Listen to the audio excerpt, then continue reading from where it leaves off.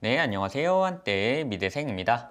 오늘 제가 준비한 영상은요, 카카오는 왜 잘못된 선택을 하는가라는 주제를 가지고 영상을 준비를 해 보았는데요.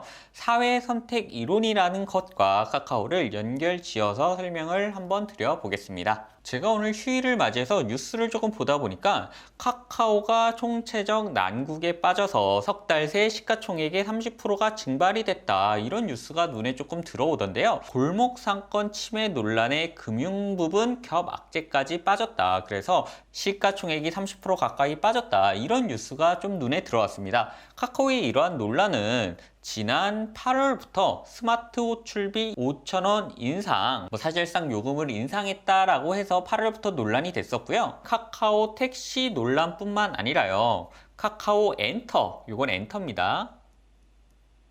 엔터는 웹툰 작가들에게 중국을 불편하게 하지 말라라는 공지사항 같은 걸 보내서 검열 논란에 조금 휩싸였다라는 뉴스도 나오더라고요. 텐센트와 합작 플랫폼 출시 직전 CP에게 요청을 했다. SNS까지 검열한다는 논란이 굉장히 화제가 되고 있습니다. 그래서 결국에는 카카오 당하다라는 신조어까지 있으면서 대외적으로 굉장히 우려의 시선을 받고 있는데요. 카카오는 왜 이런 논란을 불러일으키나? 카카오가 단순히 내수 기업이라서 이런 논란에 휩싸이고 있는가 한 번쯤 생각을 해보면요. 카카오가 이런 논란에 휩싸이는 건 어떻게 보면 당연한 겁니다. 이런 논란은 사회 선택 이론이라는 걸 공부를 하다 보면 조금은 더 쉽게 이해를 할 수가 있는데요. 이 사회 선택 이론이라는 건 개인의 합리적인 의사결정이 사회 전체의 비합리적 의사결정이 될 수 있다는 게 사회적 선택 이론이다라고 설명을 해 드릴 수가 있습니다. 우리는 일반적으로 개인이 합리적인 선택을 하고 이 합리적인 선택이 모여서 사회적으로 긍정적인 영향력을 발휘한다라고 생각하기 쉬운데요. 사회적 선택 이론에 따르면 개인이 합리적인 선택이 사회적으로는 부정적인 영향력을 발휘할 수도 있다라고 설명을 해 드릴 수가 있습니다. 예를 들어서 출산율 같은 걸 예로 들어봅시다. 개인은 아이를 낳지 않는 게 경제적으로 유리하기 때문에 점점 애를 낳지 않고 출산을 기피하는 현상에 다다르게 되겠죠. 하지만 사회적인 측면으로 봤을 때 아이를 낳지 않는다는 것은 생산 인구의 감소와 마주를 하게 되는 거고요.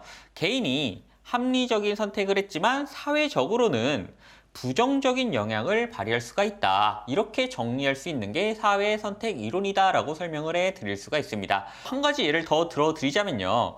사회적 거리두기 정책에 있어서 자영업자와 국가의 합리적 의사결정은 정반대가 될 수 있는데요. 자영업자는 방역 조치를 어기고 늦은 시간까지 손님을 받는 것, 이게 자영업자에게는 합리적인 선택이 될 수가 있을 겁니다. 하지만 국가 입장에서는 코로나 확산 방지에 어려움을 불러일으키는 요소가 되기 때문에 자영업자가 합리적인 선택을 한 것이 국가 입장에서는 부정적인 영향을 받을 수가 있겠죠. 이렇게 사회 선택 이론에 따르면요.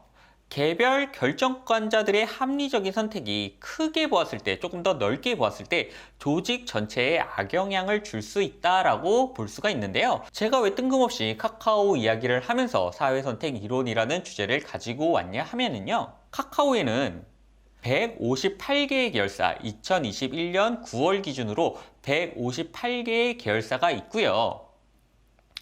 이 계열사 안에는 카카오, 택시, 엔터, 뱅크, 페이 등등등등 수많은 계열사가 있겠죠. 사회적 선택 이론에 따르면 이 각각의 계열사들의 합리적인 선택이 카카오라는 기업 전체에는 부정적 영향을 끼칠 수가 있다라고 볼 수가 있는 건데요. 예를 들어서 카카오 택시가 가격을 인상한다. 카카오 택시를 이용하는데 서비스의 이용료를 인상한다라고 했을 때 가격을 인상한다면 물론 카카오 택시의 실적은 향상을 하겠죠. 하지만 카카오 택시의 실적 향상이 예를 들어서 100이라고 한다면 엔터에서는 마이너스 30이 나오고 뱅크에서도 마이너스 30이 나오고 페이에서도 마이너스 30이 나와서 전체적인 카카오의 입장에서는 플러스 100만큼의 이득과 마이너스 120의 손해가 나서 전체적인 썸을 봤을 때는 마이너스 20의 손해가 날 수 있다. 이런 구조가 사회선택 이론으로 카카오를 바라보아야 하는 이유인 것이죠. 카카오와 사회선택 이론은 의사결정 구조라는 측면에서 긴밀하게 연결이 되어 있다라고 저는 바라보고 있는데요.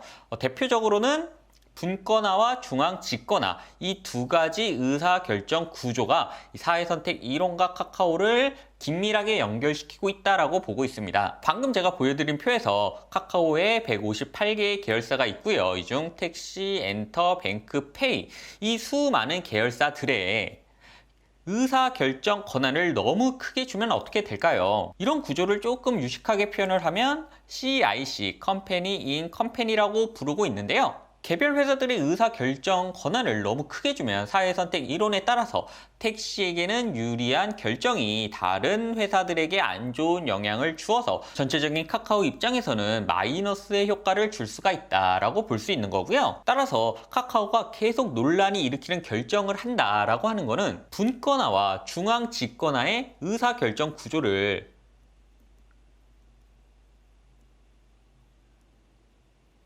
의사결정 구조에 따른 장점과 단점의 차이로 이해를 해 주셔야 된다라고 말씀을 드릴 수가 있습니다. 카카오같이 분권화가 잘 된 CIC 형태의 회사는요, 상황에 맞는 효율적인 의사결정이 가능하다라는 장점이 있지만요, 방금 제가 설명드린 것처럼 개별 기업의 선택이 조직 전체의 입장에서는 부정적인 영향을 끼칠 수가 있는 거고요. 중앙 집권화된 회사들, 대표적인 레거시 대기업들 같은 경우에는요, 조직의 공통된 목표를 향해 역량을 집중시킬 수도 있지만요, 조직의 공통된 목표를 위해서 역량을 집중하다 보니 대를 위해서는 소를 희생해야 된다, 이런 생각들이 만연해지게 되고요. 빠르게 변화하는 시대에 유연한 대응이 어렵다는 단점도 있다라고 이해를 해 주셔야 되는 겁니다. 카카오의 사례를 비춰서 우리가 배워야 할 점은요, 우리는 흔히 분권화는 좋고 중앙 집권화는 조금 나쁘다, 이렇게 이해를 하는 경향이 있습니다. 특히 권력에 있어서는